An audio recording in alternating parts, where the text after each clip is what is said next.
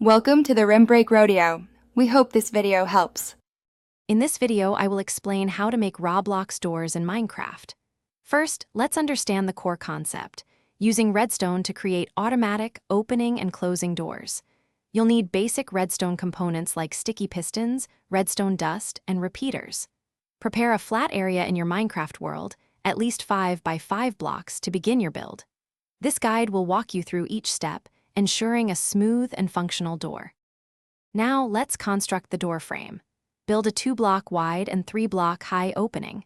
Place 2 sticky pistons on each side, facing inwards, directly behind where your door blocks will be.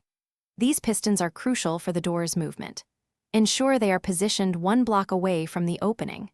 We'll then connect these pistons with redstone dust to synchronize their actions, forming the foundation of your automatic door. Next, we'll wire the redstone logic. Connect your redstone dust from the pistons to a pressure plate or button placed on the ground. Use redstone repeaters to extend the signal and introduce a slight delay, making the door open and close smoothly. For instance, setting repeaters to 2 or 3 ticks can create a satisfying animation. Ensure the redstone signal reaches all 4 pistons to guarantee simultaneous activation and retraction. Finally, let's talk about customization and troubleshooting. You can personalize your door by using different block types for the door itself, like iron or wood.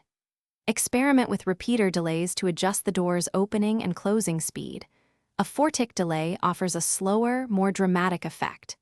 If your door isn't working, check all redstone connections for breaks, ensure pistons are sticky, and verify power sources. A simple redstone torch can help diagnose power issues.